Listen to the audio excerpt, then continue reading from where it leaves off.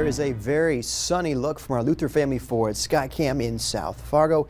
You can see hardly a cloud in the sky there looking. And this would be westward from the Luther Family Ford location there. But up toward the north, we do have some storms moving into our northern neighborhoods. But of course, the one thing that is the big talker today is the heat. I walked outside this afternoon. I said, am I still in Georgia? The answer is no. I had to snap myself out of it. 100 degrees, that current temperature in Fargo, 101 right now in Grand Forks, 101 also there in Jamestown. Then seeing a lot of 90s there across Lakes Country, Detroit Lakes, 97. Also Fergus Falls seeing 97 degrees at this hour. Devil's Lake is at 102 degrees, which is the hot spot at this hour. So first alert weather days do continue, of course, for today and tomorrow. So we keep that the heat as the reason for that first alert weather day for today. Then tonight could see some storms. Some of those could become severe. And then tomorrow, another day near 100-degree heat. And tomorrow night also another chance of some strong to severe storms. So let's jump right into that forecast. So this is this evening around 8 o'clock. We see those storms that are moving along the Highway 2 corridor. Some of those could move toward the Highway 200 corridor.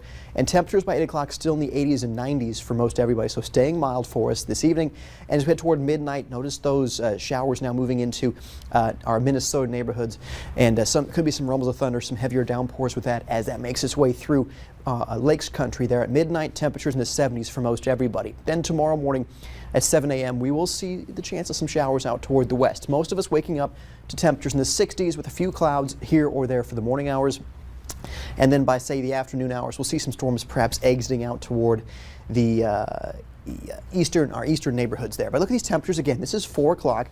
90s for most everybody, perhaps some triple digits in the warm spots. But I do expect tomorrow to be a little bit cooler than what we saw today, thanks to that little system you saw made its way through this evening. That could bring some cooler air in for the day on Saturday. And of course, as we go into Saturday night, we're going to see some clouds increasing out toward the west. This is our potential of some strong severe storms on Saturday night into Sunday. And you can see temperatures there by 7 o'clock still in the 90s, so plenty of heat for these storms to really feed off of. But notice by 10 o'clock, nothing really going on out toward the west. That's where we're seeing some of that moisture, that real unstable air moving its way in. So we'll stop this around, say, 2 a.m., 3 a.m. or so. We'll see overnight Saturday into Sunday, some storms making their way through. Temperatures there in the morning hours on Sunday still in the 70s for us. So these storms also could be strong to severe with gusty winds as the primary concern for us as we go into Sunday morning for the second half of the weekend. Notice kind of that wind shift along this boundary. So you see a lot of south winds there Sunday morning. Out ahead of this front, and then we see that bit of a northwesterly wind move in there for Sunday morning behind this front. So that's good news that we will see some cooler air making its way in to our northwestern neighborhoods on Sunday. This is Sunday afternoon around 3:20.